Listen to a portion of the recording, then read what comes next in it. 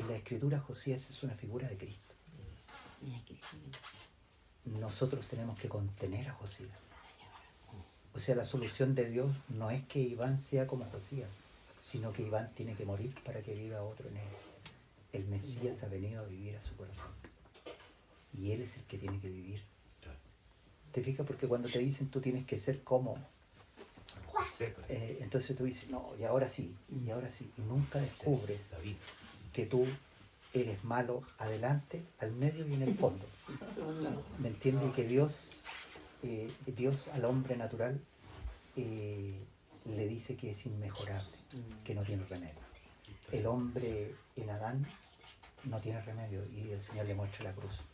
Pero esa cruz no es obligatoria, sino es por amor. El apóstol Pablo lo dice tan claramente ahí en 2 de Corintios cuando dice el amor de Cristo nos constriñe para pensar que si uno murió, luego todos murieron, para que los que viven ya no vivan para sí, sino para aquel que murió por ellos. O sea, en el fondo el razonamiento del Espíritu Santo es el siguiente: Cristo murió por nosotros, pero ahora para que viva Cristo es necesario que nosotros moramos. Así es el principio de la iglesia. O sea, Cristo está en nosotros, es el misterio de Cristo, Él en nosotros, y es el deleite del Padre. ¿Qué quiere ver el Padre en medio de nosotros? El Padre lo único que quiere ver es a su Hijo. El Padre quiere ver a su Hijo, hermano. Por eso que el Padre tiene los ojos puestos en la iglesia, pero Él no quiere ver cuánto nosotros somos mejores, ni cuánto hemos avanzado. El Padre quiere ver a su Hijo. Y entonces esto es la didaqué. La didaqué es la enseñanza de la iglesia, como la iglesia es enseñada en los misterios de Dios. Cuando tú has creído que Jesús es el Cristo, necesitas ser edificado. Y doy una pequeña explicación. En el mundo cristiano están los dos lados. De pronto la iglesia se da cuenta que no hay edificación y que nos hemos dedicado solamente a hacer evangelismo. Por ejemplo, si tú vas a una iglesia pentecostal tradicional, el tema en la iglesia pentecostal tradicional es ganar gente. ¿Se han fijado? No sé, y si vas a la iglesia bautista, es lo mismo. Ganemos gente, ganemos gente, ganemos gente. ¿Y qué sucede cuando tú ganas mucha gente y no le enseñas a ser cristiano? La iglesia se debilita, ¿me entiendes? Y estoy hablando en general, ¿eh? No estoy individualizando ni otro, sino que esto ha pasado en la historia. O sea, de pronto en las denominaciones cristianas el único sentido ha sido ganar personas, ¿eh? Salvación de almas. Es el lenguaje que se ocupa, ¿no? Salvemos. Y no hay vida aquí. ¿Me entiendes? No hay enseñanza apostólica. Entonces no se conoce el Evangelio. Yo creo hoy día que el lugar más adecuado para predicar el Evangelio es en la iglesia evangélica. Porque es increíble que no conocen el Evangelio. Han experimentado el Evangelio porque el Señor ha llegado a sus vidas, pero no conocen porque el Evangelio es el carisma y la didaqué. O sea, que Jesús es el Cristo, el Hijo del Dios viviente, pero que la vida del Señor en nosotros está manifestando que el Padre quiere ver el reino, quiere ver a su Hijo gobernador de nuestras vidas, Él haciendo a través de nosotros. Entonces han venido los movimientos de renovación, los movimientos que solo edifican. Y los movimientos que solo edifican también tienen su punto, su punto débil, porque de pronto se dedican tanto a enseñar que lo hacen un fin.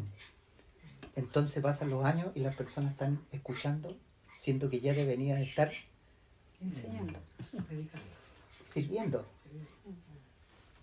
¿Se fijan? Entonces seguimos y yo creo que en este tiempo el Señor tiene que hacer las dos cosas. Una iglesia que no tiene un celo evangelístico tiene una pérdida, porque el Señor no quiere que nadie se pierda. ¿Se acuerdan? Pero también es necesario que nosotros conozcamos el Evangelio, y el Evangelio fue revelado a los apóstoles y profetas por el Espíritu Santo, y eso está plasmado en los escritos del Nuevo Testamento. En los escritos del Nuevo Testamento está el testimonio de los apóstoles. Si ustedes se fijan, por ejemplo, y ven el Nuevo Testamento, ustedes van a ver que todos los libros del Nuevo Testamento tienen su origen en los apóstoles. Nosotros podríamos discutir de Lucas, pero Lucas era siendo griego, era discípulo de Pablo, ¿no? Todas las cartas de Pablo, las cartas de Pedro, las cartas de Juan, o sea, el Evangelio revelado está en la Santa Escritura. Cuando una persona dice que no es necesario leer la Escritura, yo no puedo estar de acuerdo con esa persona, porque en ella se muestra todo el propósito, toda la traducción de la venida de Cristo está escrito por los apóstoles en los escritos del Nuevo Testamento, y que son necesarios para nuestra vida. Por ejemplo, Didaqué. La Didaqué te enseña el valor de la sangre de Cristo. Te enseña que Jesús es mediador de un nuevo pacto, que tienes un mediador. Te enseña que el Padre nos llamó a la comunión con Él, y que las bases de esa comunión no son tus pobres emociones, ni son tus propias obras, sino que la base de la comunión que tienes con Dios es la obra completa de Cristo en la cruz del Calvario. Que la sangre de Jesús es eficaz, y que el cuerpo de Cristo molido en el Calvario fue el precio pagado por nuestra deuda. Hoy día el creyente no tiene deuda. ¿Y por qué no tiene deuda? Porque la deuda fue pagada.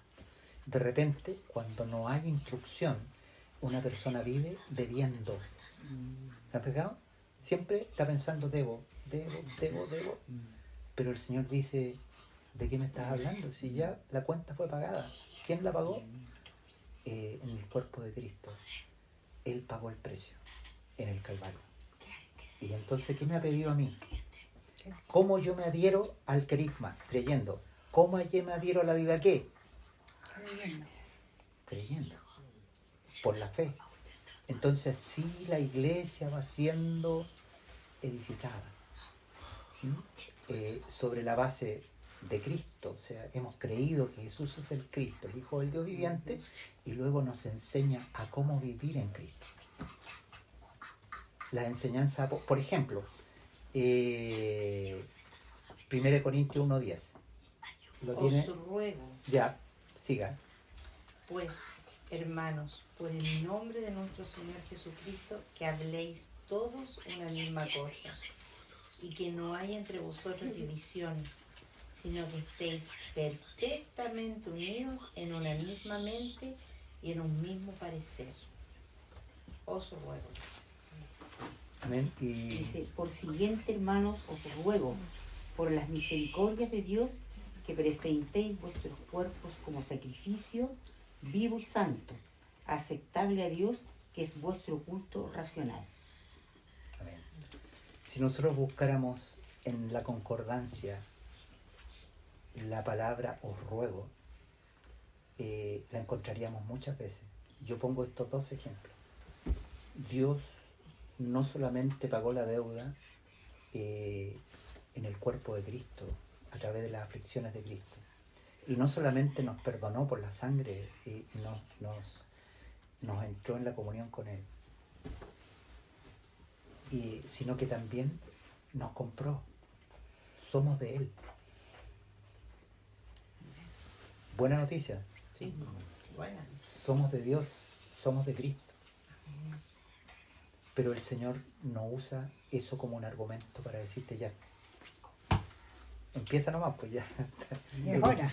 Ya eres mío, entonces ahora empieza a presentar tu cuerpo, empieza a hacer Fíjense que lo que dice 1 Corintios es algo imposible.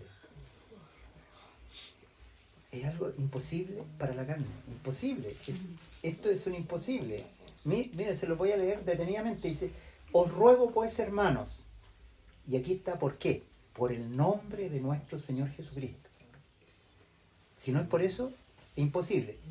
Que habléis todos una misma cosa. Imposible. Y que no haya entre vosotros divisiones. Imposible. Sino que estéis perfectamente unidos en una misma mente y en un mismo parecer. Este ruego significa que el Señor no obliga a nadie.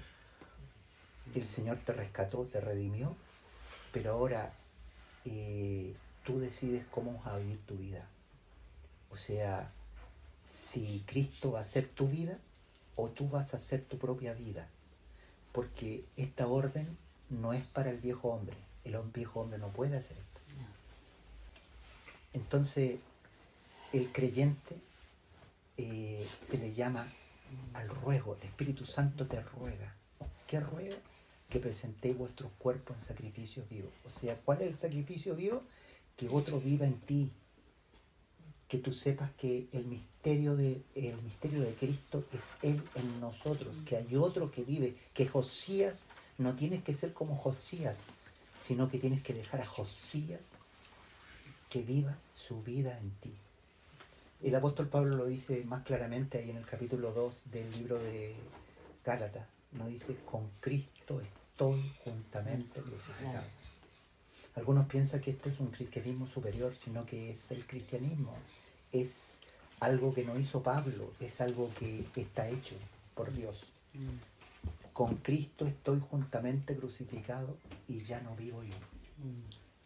Cristo vive en mí. Y lo que vivo en la carne, lo vivo en la fe del Hijo de Dios y te muestra que la única manera de estar en Cristo es que el creyente actúe creyendo a lo que la palabra dice y voluntariamente se entregue a esta vida preciosa de Cristo en nosotros.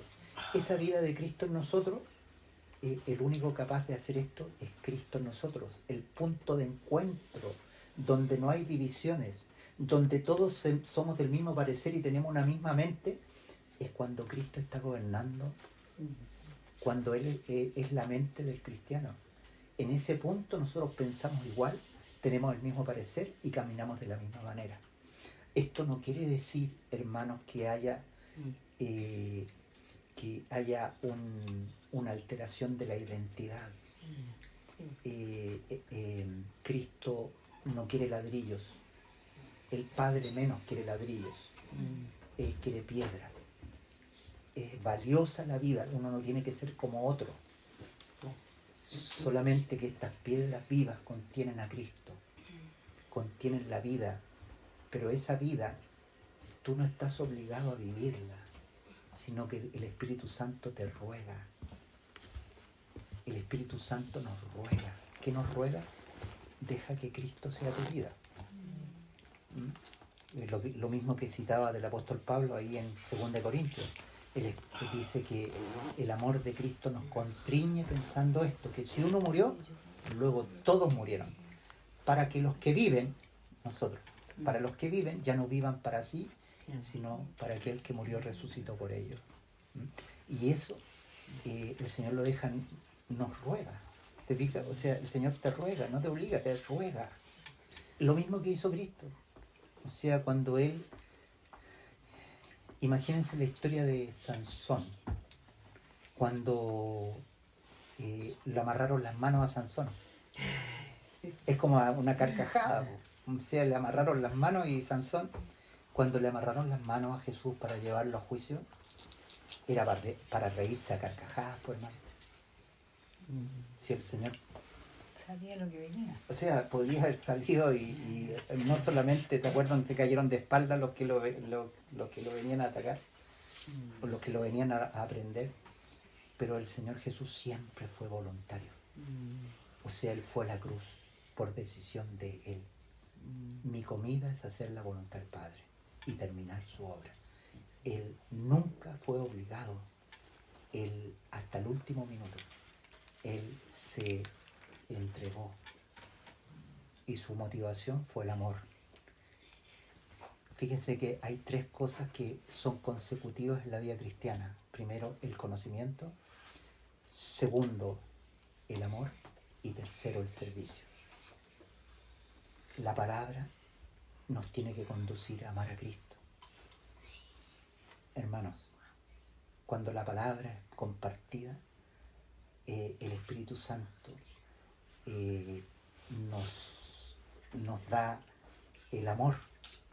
Dice que el amor de Dios ha sido derramado en nuestros corazones. Y el amor de Dios es Cristo. Nos da el amor para amar al Señor.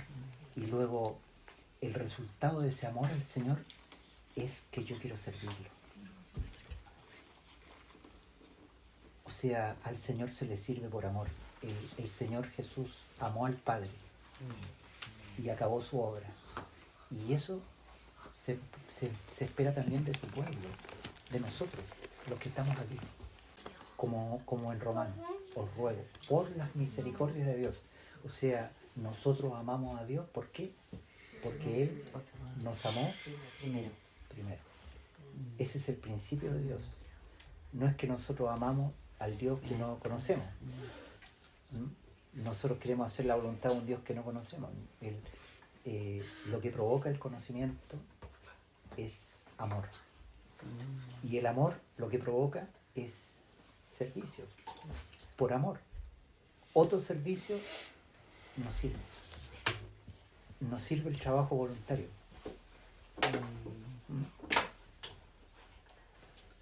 Y es increíble que en el pueblo de Dios hay mucho trabajo voluntario. No, yo hago esto pero ¿tú crees que alguien me agradece? Trabajo voluntario, ¿no? Nadie me obligó a hacer esto y yo lo estoy haciendo porque quiero, no. Eso es voluntario. Pero el trabajo, el servicio al Señor es por amor a Dios. El querigma y la didaqué. Eso debería saber todo aquel que sale a predicar. Debe saber que hay una proclamación, y esa proclamación no es confianza en que uno va a decir bonitas palabras, sino es anunciar quién es Cristo. Jesús es el Cristo, el Hijo del Dios viviente. Ese fue el mensaje a Israel, el mensaje que Israel rechazó. Y por eso que ese mensaje es para todas las naciones.